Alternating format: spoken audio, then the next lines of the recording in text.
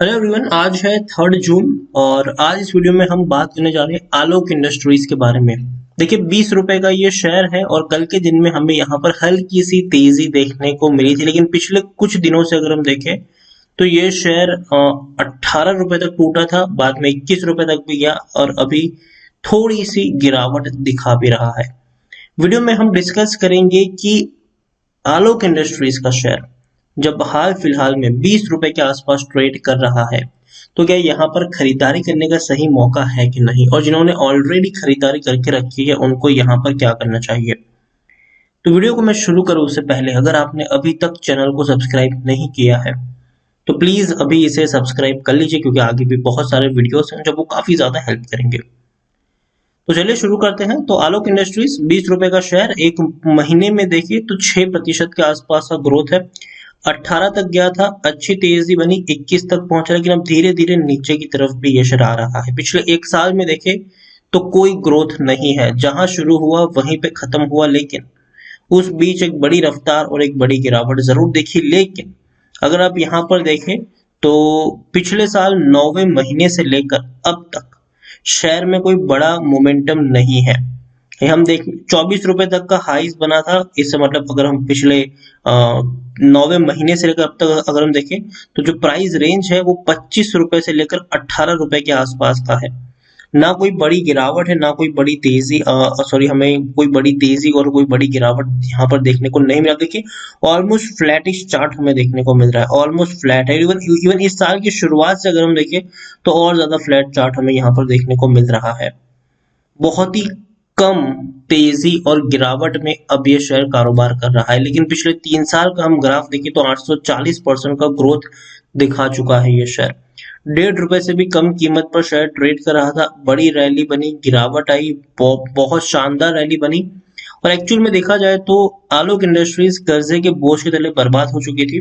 NCLT में गई और वहां से मुकेश अंबानी ने इनको खरीद लिया, रिलायंस इंडस्ट्रीज ने इसको खरीद लिया और अब वही इसको मैनेज भी कर रहे हैं। और इसीलिए देखिए, एक झटके में तेजी बनी थी, बाद में थोड़ी बहुत गिरावट आई, लेकिन कोरोना काल में ये वो शेयर था जो सबसे ज्यादा चलना शुरू कर दी, क्योंकि इन्होंने क्या किया था, टेक्सटाइल की इंडस्ट्रीज है और पीपी किट की उस वक्त सख्त जरूरत थी। इवन इंडिया में शॉर्टेज हो चुकी थी उन सारी चीजों की, तो वो बनाना इन लोगों ने शुरू किया और इसीलिए एक बड़ी रफ्तार पकड़ी शेयर ने, एक बड़ा सेंटिमेंट यहाँ पर काम कर गया और बड़ी तेजी आई। लेकिन जितनी बड़ी तेजी उतनी बड़ी प्रॉफिट बुकिंग भी देखने को मिली। और पिछले अगर हम देखें तो 7-8 महीने से ये शेयर अब ऑलमोस्ट फ्लैट बन चुका है। ना ही कोई बड़ी रफ्तार है और ना ही कोई बड़ी गिरावट हमें यहाँ पर देखने को मिल रही है। एलएससी में देखें तो 68 लाख के अराउंड का इसका वॉल्यूम ट्रेड है। शेयर होल्डिंग की बात करें तो 75% की होल्डिंग है प्रमोटर के पास। और प्रमोटर कौन है यहाँ पर? रिलायंस इंडस्ट्रीज, मुकेश अंबानी की कंपनी यहाँ पर प्रमोटर है। 40% से भी ज्यादा की होल्डिंग है उनके पास और एक भी शेयर गिरवी नहीं है। 3 म्यूचुअल फंड स्कीम्स और 14 जितने एफआईएस का पैसा लगा है। आप देखिए 0.90% जितनी एफआईएस के पास होल्डिंग है और 0.01% की होल्डिंग म्यूचुअल फंड के पास है। 0.72% की होल्डिंग इंश्योरेंस कंपनी यहाँ पर ओन करती है। आलोक इंडस्ट्रीज टेक्निकल रेटिंग अभी न्यूट्रल है और जाहिर सी बात है न्यूट्रल देखने को मिलेगी भी। क्यों? क्योंकि देखिए, अभी हाल फिलहाल में इनके नतीजे आए थे, नतीजे उतने अच्छे नहीं थे।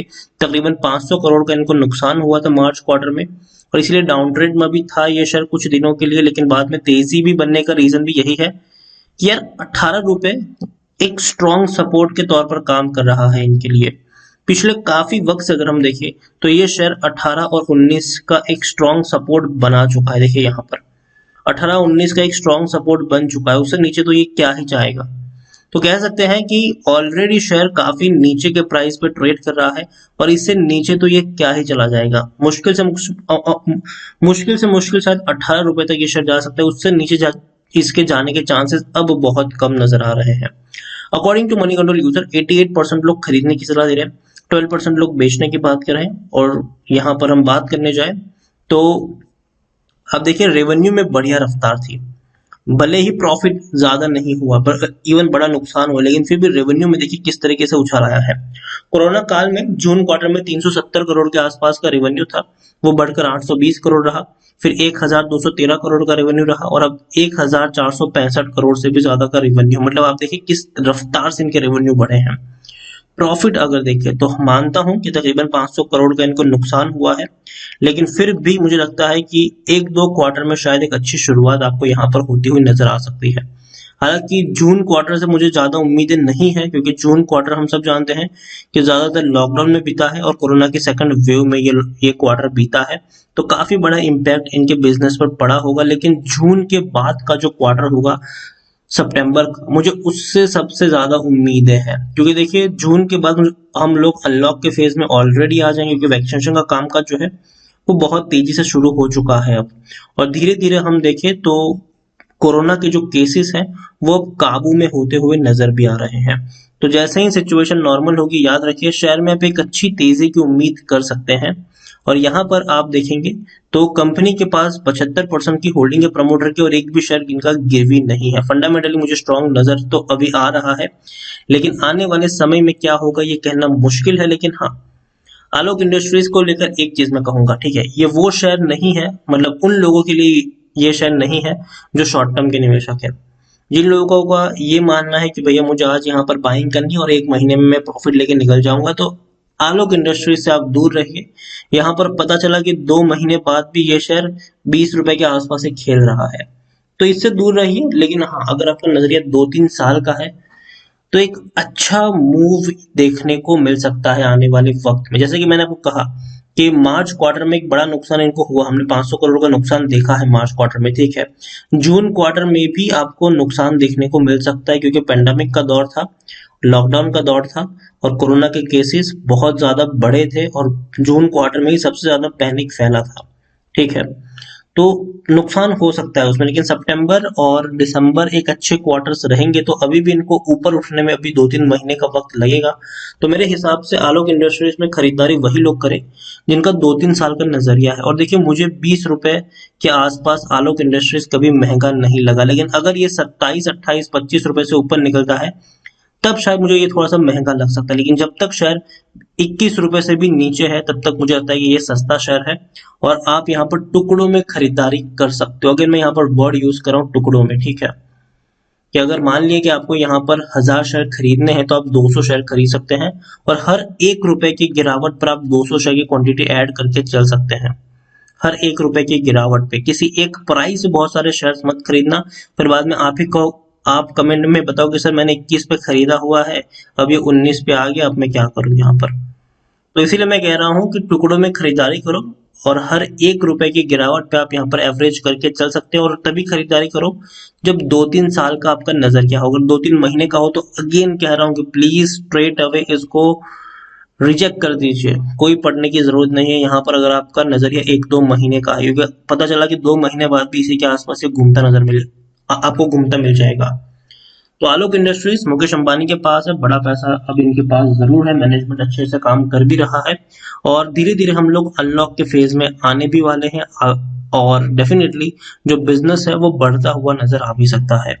तो आलोक इंडस्ट्रीज बने रहिए, यहाँ पर खरीदारी करिए। तो फ्रेश बाइंग भी करना चाहो तो कर सकते हो, लेकिन टुकड़ों में खरीदारी करोगे तो ज्यादा बेहतर होगा। और एक चीज ऐड यहाँ पर ये भी करना चाहूंगा कि इतना भी फंडामेंटली स्ट्रांग नहीं है कि यहाँ पर आप 1 लाख रुपए तक का भी निवेश कर दे। कोई उतना बड़ा निवेश करने की भी सलाह नहीं होगी, छोटा निवेश आप टुकड़ों में कर सकते हैं यहाँ पर। और उसके अलावा एक और शेयर है ट्राइडेंट, इसके ऊपर भी आप नजर रख सकते हैं। टेक्सटाइल का ही शेयर है ये, 16 रुपए का शेयर है, और यहाँ पर भी सेम एडवाइस रहेगी, लॉन्ग टर्म का नजरिया होना चाहिए, टुकड़ों में खरीदारी करने का नजरिया होना चाहिए। डेफिनेटली यहाँ पर भी अच्छा खासा पैसा जरूर आपको जरूर बनेगा, और ट्राइडेंट के ऊपर इससे कई वीडियो में बना चुका हूँ, चाहे आप अगर आप चाहे तो मेरे पिछले कुछ वीडियोस को भी रिफर यहाँ पर कर सकते हैं। तो आलोक इंडस्ट्रीज खरीदारी करी है, बने रहिए, फ्रेश बाइंग करना चाहो टुकड़ों में करो, लेकिन लॉन्ग टर्म का नजरिया हो तो ही यहाँ पर निवेश करिएगा, वरना इसको अवॉइड करिए।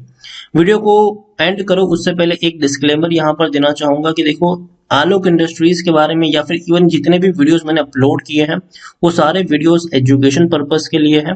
इसको अगर आप ट्रेडिंग के लिए इस्तेमाल भी करते हैं तो सबसे पहले स्टॉक को अपनी तरफ से भी जांच पड़ताल जरूर कर लीजिएगा, या फिर अपने फाइनेंशियल एडवाइजर की भी सलाह यहाँ पर जरूर ले लीजिएगा। मैं जो भी वीडियोस बनाता हूँ ये मेरा पर्सनल ओपिनियन है, और ज्यादातर मुझे लगता है कि डेफिनेटली आलोक इंडस्ट्री का जो ट्रेंड है वो एक अच्छा ट्रेंड जरूर साबित हो सकता है लॉन्ग टर्म के लिए।